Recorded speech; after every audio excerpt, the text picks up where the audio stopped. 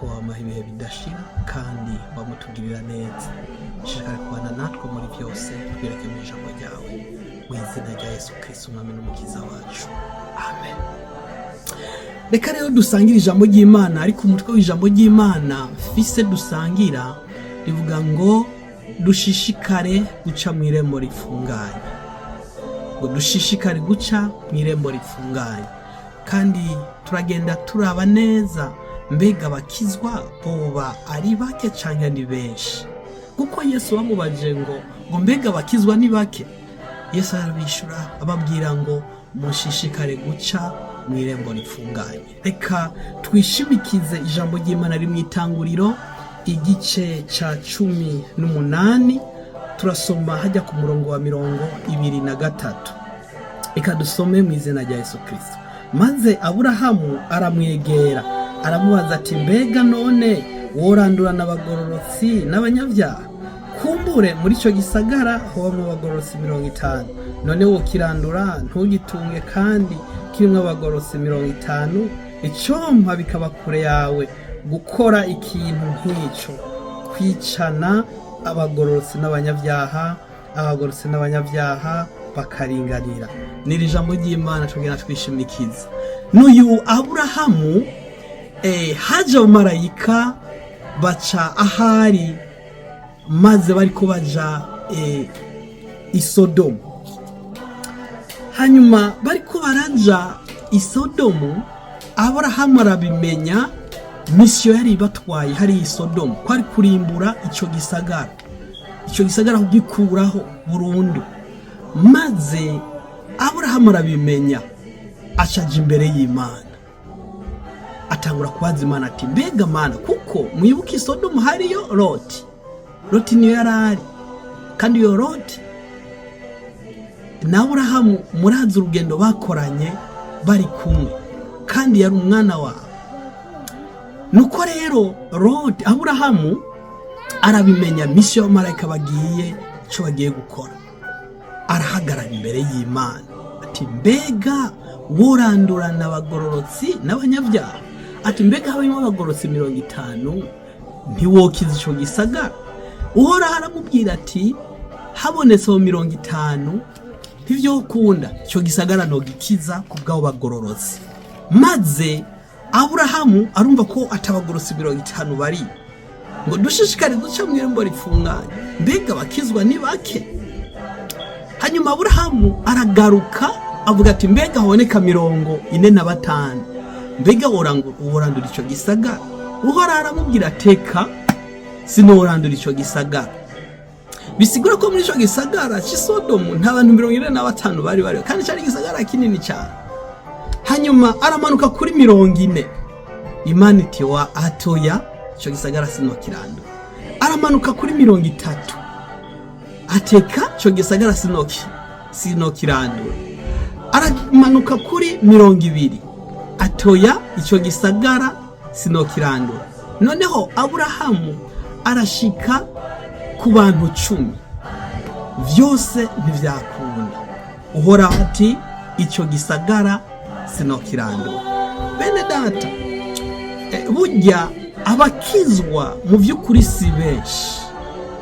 Abemera guca mw'irembo ripfunganye si benshi, kuko mw'irembo ripfunganye ariko baca mu rubarabara rwagutse, mu nzira yagutse, abo ni benshi.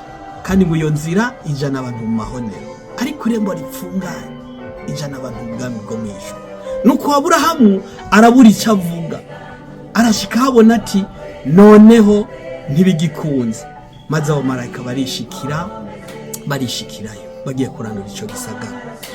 None rero reka twishimikize kandi ijambo ry'Imana mu kugaragaza neza ko mu vy'ukuri abarondera ubwami bw'Imana si benshi. Abarondera gukizwa bariho ni benshi babyifuza, mugabo ntibabigeremo. Kubera iki? Baronka ibiri mw'irembo ridapfunganye, mw'ibarabara ryagutse bibanezera, bagakora ivyaha ibigirankana. Ivyo navyo biri mw'irembo ryagutse, muri rwa rubarabara rwagutse. Reka turabe icyo ijambo ritubwira ngaha muri Matayo, kuko Aburahamu kuva ku bantu 50 agashika kuri 10 akabura muri icyo gisagara, byaragaragara neza ko abantu bari bamugoreye gukora ibyaha bikomeye cyane. Reka dusome Matayo naho turabe ingene uko byari bimeze, icyo Yesu yabivuze ko Matayo 24 kuri 37. Turabe icyo Yesu nawe yabivuze ko. Turasoma hajya kuri 24:37 havuga ngo, kandi uko byari biri mu minsi ya Nowa niko bizoba mu kuza k'Umwana w'umuntu. Kuko ariko bari bameze no mu minsi umwuzure utari bwatera. Bararya, baranywa, bararongora, barashingira, bageza kuri uwo munsi Nowa yinjiye mu bwato. Yesu nashimwe. Kuko byari biri mu gihe cya Nowa nuko bizomera. Kuko icyo gihe abantu ntibari bazi uko ibintu bigenda. Ariko Nowa umukozi w'Imana yarababuriye. Kuko icyo gihe abantu ngo barajya, bararongora, barakora n'ibindi byaha. Abantu bari mu minsi mikuru bibaza ngo nta kintu na kimwe kizohinduka. Ariko bagiye babibona ubwa nyuma umwuzure uteye. Ubwenge bubona kugaruka bati, turibuka iby'umukozi w'Imana Nowa yatubwiye. Bakundwa b'Umwana, uko byari biri mu gihe cya Nowa n'ubu niko bizoba. Abantu bagiye muri ubwo bwato ni bangahe? Turi kuri iri jambo, mbega bakizwa ni bake. Kandi ikindi nacyo ngo dushishikare guca mw'irembo ripfunganye. Icyo gihe kuri Aburahamu na 10 ntibabonetse mu gisagara. Igihe cya Nowa nacyo cyakurikiye babaye abantu 8 bonyine. Bakundwa b'Imana, tubitahure ko muri iyi minsi abarondera guca mw'irembo ripfunganye ni bake. Kuko na Yesu yarabivuze ngo benshi bazobyifuza ariko ntibazobibona. Babaye abantu 8 gusa mu gihe cya Nowa. Nowa, umugore wiwe, abahungu biwe 3 n'abakazana biwe, bose bakwira abantu 8. Muri Sodomu na Gomora naho nyine turaza kubabona abashoboye kurokoka muri icyo gisagara. Yesu nashimwe. Byukuri abakizwa, abarondera guca mw'irembo ripfunganye ntabwo ari benshi. Namwe nimurabe amamiliyoni atuye kuri ino si, amamiliyaridi arenga kuri 18 ari kuri ino si.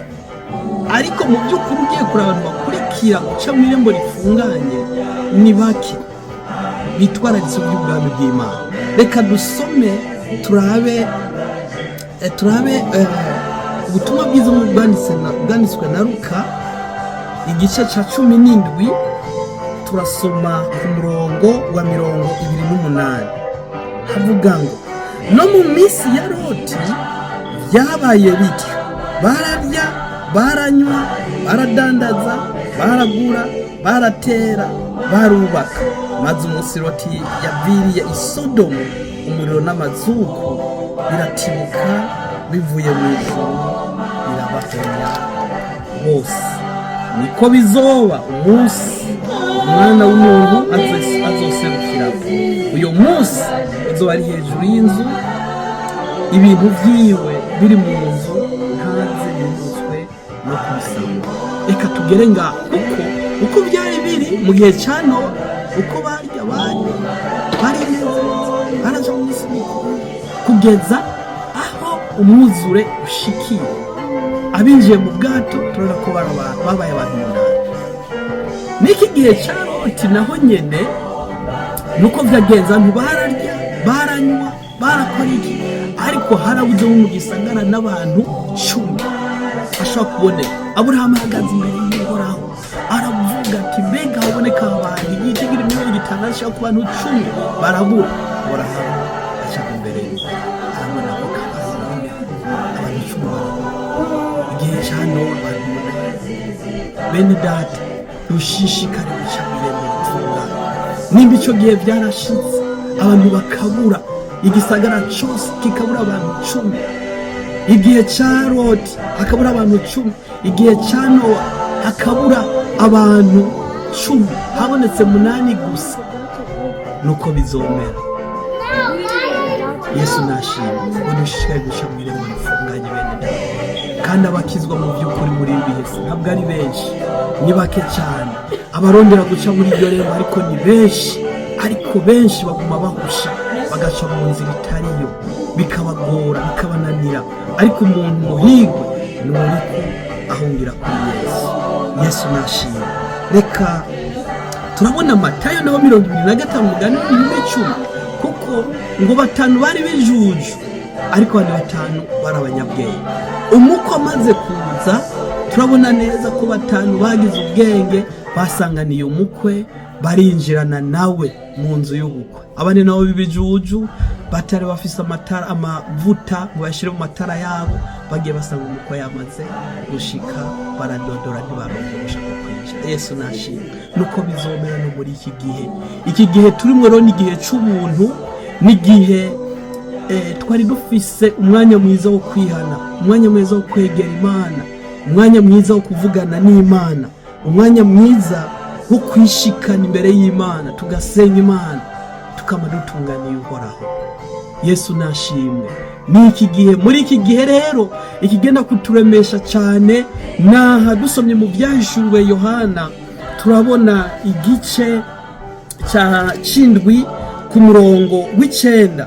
Turabona Yohana ingene yabonye abacunguwe bari mu ijuru, abacunguwe bari mu ijuru. Ngo Yohana abona abantu benshi, amasinzi, abacunguwe bari mu ijuru. Turasoma ngo hanyuma y'ivyo mbona ishengero ryinshi atoshobora kuriharura, bo mu mahanga yose, imiryango yose, n'amoko yose n'indimi zose, bahagaze imbere y'intebe y'Imana y'umwagazi w'intama, bambaye imvune zera, bari n'amashami y'ibiti bigazi mu minwe, basemerana ijwi rirenga bati, agakiza n'ak'Imana yacu. Dusimbe dusome ku murongo wa 13 ngo umwe muri babakuru arambaza ataba bambaye imvune zera ni bande kandi bavuye hehe? Ndamwishura nti mugenzi niwe wobimenya. Arambwira ataba nabavuye muri wa mubabaro mwinshi kandi bamesuye imvune zabo, bazezesha amaraso yawo mwagazi. Yesu nashimwe. Ijambo riduhumuriza kuko Yohana nawe yareretswe abantu benshi, kuko igihe ni cy'ubuntu bene data, kandi igihe cy'ubuntu tuza kucitwaramwo neza tukamenya, kuko Paulo yandikiye Tito ngo kuko ubuntu bwaserutse butwigisha kwikunkumura ibyaha. Ubu buntu ntibwaserutse bwa ngo twiva yange, bwaserutse bwa ngo twikunkumura ibyaha duse na Yesu. Yohana rero iki gihe yaraceretswe aho inzambi zovugira, kuko Yesu azoza nk'uw'ivyishengero, aze yibishengero tumusanganire mu bicu, kuko nta handi tuzomusanganira. Yohana rero yerekwa abona amasinzi, abantu bose ngo mu mahanga yose, abo mu moko yose, abo mu ndimi zose. Ni kuvuga abantu n'abazoba bavuye ku migabane yose y'isi, abazoba bavuye muri Afurika, abazoba bizeye Imana, abazoba bavuye muri Aziya, muri Oceania, i Buraya, muri Europe, aha muri Amerika ya ruguru, azoba bavuye muri Amerika y'epfo. Yesu nashimwe. Abo bose ngo bahagaze imbere y'intebe y'Imana, kuko abamarayika baratangaye. Umwe ngo muri bo akuramaza ati, mbega aba bavuye hehe? Maze arambwira ati, mugenzi niwe wabimenya, ngo abana bavuye muri wa mabaro myinshi, nantu bazobavuye mu isi, baranesheje icyaha, baragerageje gukora guca mw'irembo ripfunganye. Nubwo bigoye ariko baragerageje, barakoze ibishoboka byose, bagwana intambara nziza, baranesha. Aba nibo rero Yohana yeretswe bari mu ijuru. Yohana yerekwa bari mu ijuru, abo mu mahanga yose banezerewe bashima, indirimbo zose, indirimbo banezerewe bashima, bari imbere y'intebe y'Imana, kuko banesheje icyaha, baranesheje ngaha kwisi, kandi bagumye biyeza, bama imbere y'Imana, basenga Imana, bama biyeza, bitunganya, bareretse. Bene data, ni ijambo ry'Imana numva ko twosangira, ariko imbere ya byose mumenye ko muri iki gihe turimo c'ubuntu, abari kubaca mu mw'irembo ripfunganye, by'ukuri benshi baravyifuza, ni benshi bariko babyifuza ariko ntibabibona kubera guhusha inzira. Ngo dushishikare guca mw'irembo ripfunganye, nk'uko kuri Aburahamu Uhoraho agira ati kize Sodomu, habonetse abantu babuze, abantu bashobora kuba bagororotse, barabuze. Aburahamu ararondeza ko shikana abantu 10 barabura muri ico gisagara, maze umukozi w'Imana Loti arakira n'abakobwa biwe, maze ngo umugore nawe ngo yarahindukiye acika inkingi y'umuntu. Yesu nadutabara twoye gucika inkingi y'umuntu. Igihe ca Nowa abantu barabura, maze bari barabura ku muzuru zote abantu bo kwinjira mu bwato bakihana, maze babona Nowa akora umusazi, babona ati Nowa yashaje, Nowa amerewe nabi. Ariko ico gihe umwuzuro uraza, abantu baratangara cyane, bagwa mu gahundwe, hakira abantu harokoka abantu 8. Yesu nashimye. Bene data, dushishikare guca mw'irembo ripfunganye, kuko igihe cyo kuza k'umwami Yesu ntitukizi ngo ni ryari. Mu mwanya wari wo wose akanya kose gashobora gushika, inzambi ikavuga, umuntu wese atiteguye, uyo muntu agasigara. Hazoba kwicuza kwinshi, kuko umuntu yumvise ijambo ry'Imana agasigara, hazoba nka pressure ikomeye cyane, kuko azokwibuka ati ni bimwe ijambo ry'Imana rivuga. Yesu nashimwe. None rero murakoze cyane, mwami Yesu abahezagire, mwami Yesu abane nabo. Reka dusenge. Turagushimiye Mana, watwiheretse mu ijambo ryawe, uha abantu bashishikare guca mw'irembo ripfunganye. Urakoze muri byose, turakweretse mu